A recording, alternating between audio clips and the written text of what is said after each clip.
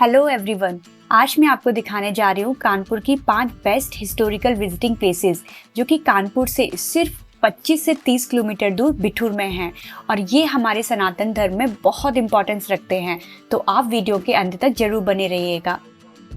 यहाँ आपको बिठूर की 5 प्लेसेस में लव कुश जन्मभूमि, वाल्मीकि आश्रम, श्री सुधांशु जी महाराज आश्रम, ब्रह्मवट घाट जिसे हम ब्रह्मखूटी के नाम से भी जानते हैं, और फिर एंड में नाना राव पेशवा स्मारक।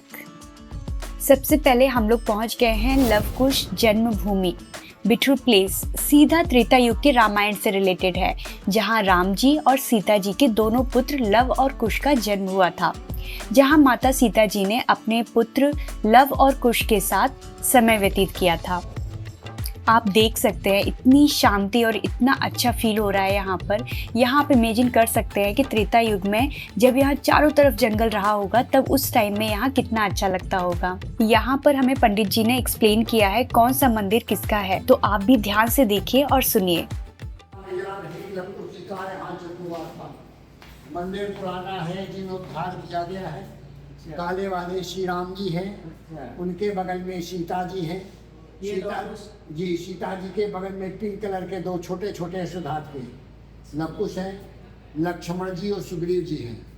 सुग्रीव जी को हनुमान जी को लवकुश बांध करके लाए थे जब घोड़ा पकड़ा था, सुमेध का हुआ था। और ये काला राम के दर्शन दुर्लभ हैं। और सीता माता जी के दोनों जुड़वा पुत्र थे, कुछ बड़े थे, लव छोटे। और इनके हनुमान जी की परिक्रमा करते हैं 3 बार। ये दक्षिण मुखी हनुमान जी संकट मोचन इनको लवकुश बांध करके लाए थे जब घोड़ा पकड़ा था। अच्छा। बोले माँ देखो बानर बांध लाए खेलने को। दाता छोड़ दो, भक्तों की रक्षा करेंगे, खेलने वाले नहीं हैं। तो हनुमान जी को यहाँ पर सीता मैया ने छुड़वाया था।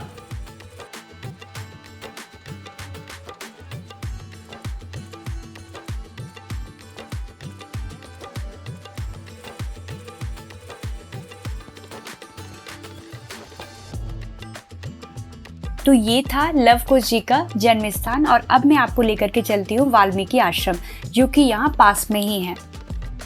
और ये रहा वाल्मीकि आश्रम। यहाँ है त्रेता युग से जुड़ी यानी कि राम जी की युग की कुछ यादें। यही वाल्मीकि जी ने रामायण की रचना की थी। इन मंदिरों का निर्माण राजा पेशवा बाजीराव ने करवाया था। ये झांसी की रानी लक्ष्मीबाई के नाना जी थे।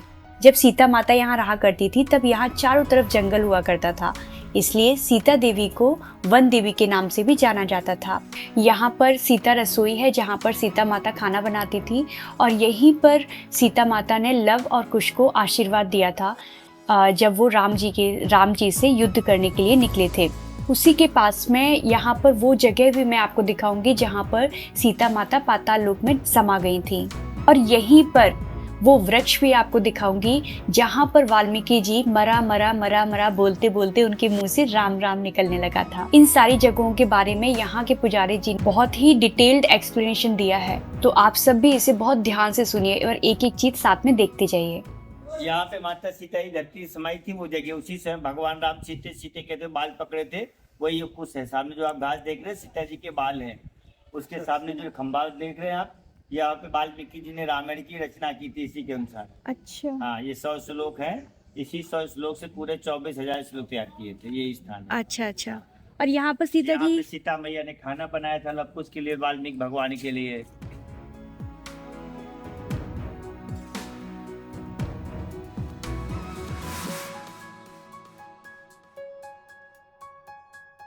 और यहाँ पे वाल्मीकि जी ने रामायण की रचना किए थे। अच्छा। और उसके बाद एक मंदिर, शिव मंदिर, जहाँ पर वाल्मीकि जी ने शिव जी की पूजा अर्चना की थी और उसके बाद उन्होंने वहाँ पर रामायण की रचना शुरू की थी। और ये जब रत्नाकर दस्यु थे तब का रूप है ये कब का है? रत्नाकर दस्यु थे जब लोगों को मारते थे, छीनते थे ना, तब का रूप है ये। किनका? वाल्मीकि जी का। वाल्मीकि जी का पहले नाम था रत्नाकर दस्यु। पहले वो जब इन्होंने तपस्या किया था तो इनके शरीर पे दीमक लग गई थी, तब से इनका नाम वाल्मीकि पड़ा था। अच्छा। तो जो पेड़ आपने देखा पुराना सा, उसी के नीचे बैठ के वो मरा मरा मरा मरा मरा का जाप किए थे। अच्छा, वो जो पेड़ है वहाँ पर? बेलपति नहीं, इसका नाम है पीलू। ये जो वृक्ष है 9,80,064 वर्ष पुराना वृक्ष है। ये अपने आप को कायाकल्प करता रहता है। जैसे हम अपने कपड़े को उतार के नए पहनते हैं, वैसे शाखा चेंज होती रहती है अंदर अंदर, तभी हमारा पेड़ है। अच्छा। और अंदर बंदे भी कुटिया, जहाँ सीता जी ने दोनों बच्चों को आशीर्वाद दिया था। जब अच्छा। भगवान राम जी से युद्ध करने गए थे तब हाँ। आशीर्वाद दिया था। अच्छा, सीता जी को ही वन देवी बोलते हाँ, थे वन ना? देवी सीता जी को कहते थे। सीता जी के नाम से कोई नहीं जानता था इनको यहाँ पे। अच्छा। अगर पता ही चल जाता तो फिर सारा वेदे न खुल जाता, इसलिए वाल्मीकि नाम इनका चेंज कर दिया था। अच्छा, वन देवी दे दिया था। तो जितने लोग यहाँ महाराज जी के पास सेवक सेवकाएं थी सब, तो सब वन देवी ही जानते थे।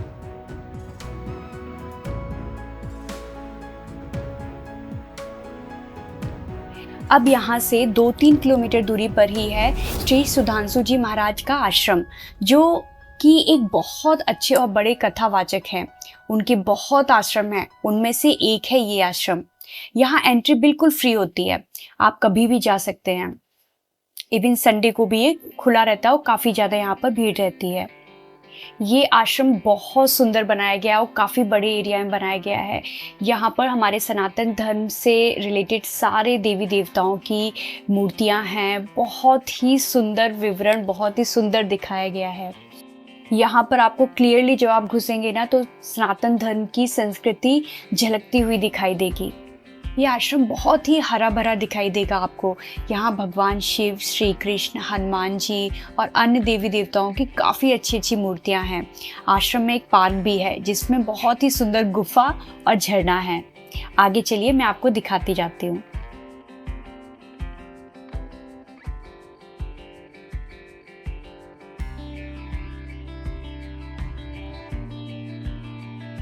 आश्रम की टाइमिंग सुबह 8 बजे से शाम 7 बजे तक है और मंदिर की अगर बात की जाए तो सुबह 9 बजे से 11 बजे तक पट खुले रहते हैं और फिर शाम को 4 बजे से 6 बजे तक पट खुलते हैं।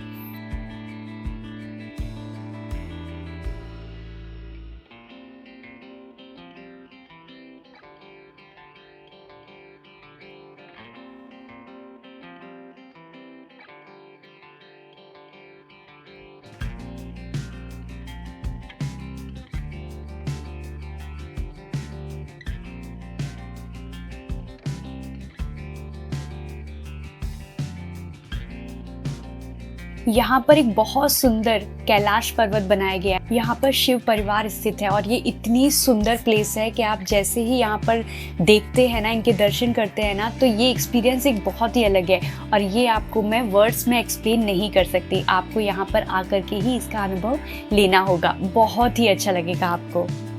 इसके बाद यहाँ पर एक बहुत बड़ी सी कैंटीन बनी हुई है जहाँ पर आपको खाने पीने की सारी सुविधा मिलेगी, चाय, कॉफ़ी, मैगी, आइसक्रीम। उसके बाद आप ये देखिए, इतने सुंदर, इतने बड़े नंदी जी हैं और यहाँ देखिए नंदी जी का जो मुख है वो है इस साइड में, जो कि यहाँ पर नंदी जी देख रहे हैं, दर्शन कर रहे हैं महाकालेश्वर महादेव जी के। तो चलिए मैं अब आपको दर्शन कराती हूँ महाकालेश्वर महादेव के।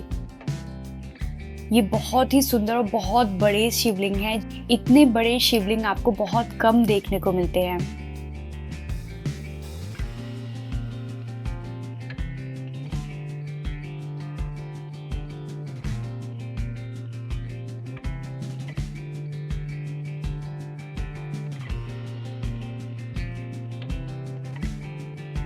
अब मैं आपको लेकर के चलती हूँ एक ऐसी जगह जो थोड़ी सी डरावनी भी है और बहुत ही अच्छी है।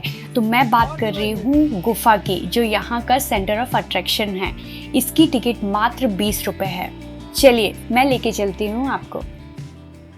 गुफा के अंदर इतनी सारी आवाज़ें आ रही थी, अब जहाँ से कहीं बंदर की आवाज़, कहीं भालू की आवाज़, कहीं शेर की आवाज़। पहले तो एंट्री करते टाइम पे आपको थोड़ा सा डर लगेगा, लेकिन धीरे धीरे आप इसका मज़ा लेने लगेंगे।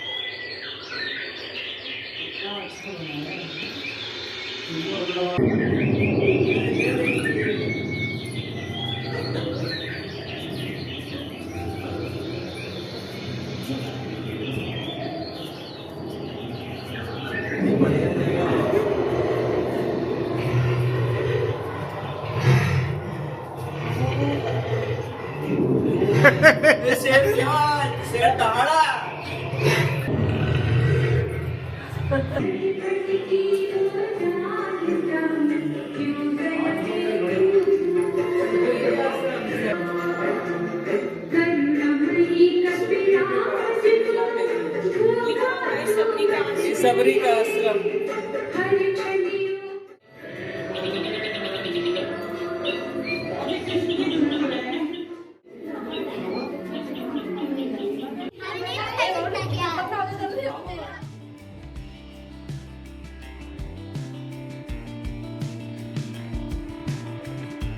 गुफा का एक्सपीरियंस बहुत अच्छा था। आप भी एक बार यहाँ पर आकर के जरूर ट्राई करिएगा। और यही आश्रम में हमने देखी कामधेनु गौशाला।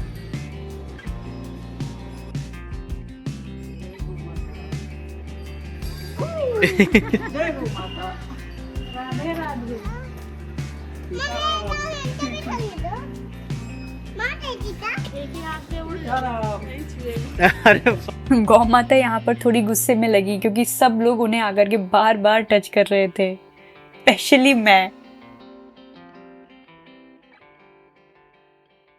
अब मैं आपको एक ऐसी जगह लेकर जा रही हूँ जो दुनिया का सेंटर है, यानी कि केंद्र। और मैं ये हवा में बात नहीं कर रही हूँ, इसका साक्ष्य पुराणों में भी है। इस जगह का नाम है ब्रह्मखूटी, जो कि कानपुर सेंट्रल से करीब 25 किलोमीटर दूर ब्रह्मानंद घाट पर गंगा नदी के किनारे स्थित छोटे से मंदिर में मौजूद है। इस घाट को सबसे पवित्र घाट माना जाता है। यहाँ के मंदिर के पुजारी अजय उपाध्याय और शास्त्रों के मुताबिक भी ब्रह्मा जी ने यहाँ मंदिर के पुजारी अजय उपाध्याय और शास्त्रों के मुताबिक भी ब्रह्मा जी ने यहाँ गंगा नदी के पवित्र रेत से शिवलिंग का निर्माण किया और इसी स्थान पर बैठकर 99 यज्ञ किए थे। यही मंदिर ब्रह्मेश्वर महादेव के नाम से प्रसिद्ध हुआ। ब्रह्मा जी के इसी यज्ञ से मनु और शत्रुपा की उत्पत्ति हुई थी, जो ब्रह्मांड के पहले मनुष्य कहलाए। मनु पुरुष और शत्रुपा स्त्री थी। इनको ही सृष्टि रचना करने का आदेश दिया गया था। त्रेता युग में लवकुश यहाँ आकर ही गंगा जी में स्नान करते थे और यही मंदिर में पूजा पाठ भी करते थे। तो ये मंदिर यहाँ पर काफी फेमस है। और इसे ब्रह्मा जी की खूंटी क्यों बोलते हैं? तो इसकी कहानी ये है कि यज्ञ खत्म होने के बाद जब वह जाने लगे, जब ब्रह्मा जी यहाँ से जाने के लिए खड़े हुए, तब उनके दाहिने पैर की खड़ाऊ, जो लकड़ी की चप्पल पहनते थे, वो जमीन के अंदर धंस गई। ब्रह्मा जी के लाख कोशिशों के बावजूद खड़ाऊ बाहर नहीं आई। कहानी है कि खड़ाऊ पाताल में चला गया, लेकिन खड़ाऊ के अंगूठे और उसके बगल वाली उंगली के बीच जो कील थी वो धरती के ऊपर ही रह गई। ऐसे में उन्होंने अपनी खड़ाऊ वहीं के वहीं छोड़ दी। जाते समय ब्रह्मा जी ने कहा था कि आने वाले दिनों में यह खूंटी के नाम से विख्यात होगी। तो बस यही है ब्रह्मा जी के खूंटी के मंदिर की। बोलिए हर हर महादेव। ब्रह्मखूटी के दर्शन करने के बाद हम लोग काफ़ी थक गए थे, तो यहाँ पर हम लोगों को दिखी चाय, तो सोचा थोड़ी सी चाय पी लें। और चाय बहुत ही टेस्टी थी। हम लोगों ने थोड़ा सा रेस्ट लिया और फिर हम लोग निकल दिए अपनी नेक्स्ट डेस्टिनेशन की तरफ।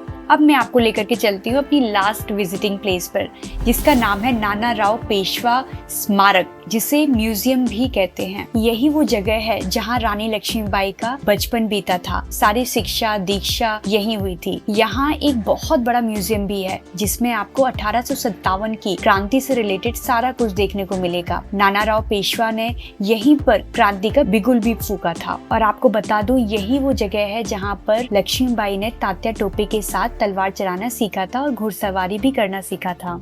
तो ये थी हमारी कानपुर के पास बिठूर की 5 best visiting places. I hope कि आपको मेरा ये वीडियो काफ़ी अच्छा और इन्फॉर्मेटिव लगा होगा। अगर आप सच में ऐसा फील कर रहे हैं तो प्लीज़ लाइक का बटन जरूर दबाइएगा और कमेंट करना मत भूलिएगा। अगर आप मेरे चैनल पर न्यू हैं तो प्लीज़ चैनल को सब्सक्राइब कर लीजिए, क्योंकि आगे भी आपको ऐसे ही अच्छी और इन्फॉर्मेटिव वीडियोस मैं दिखाती रहूंगी। तो यहीं पर करती हूँ मैं अपनी वीडियो को एंड और मिलती हूँ आपसे अपनी नेक्स्ट वीडियो में। तब तक के लिए हर हर महादेव।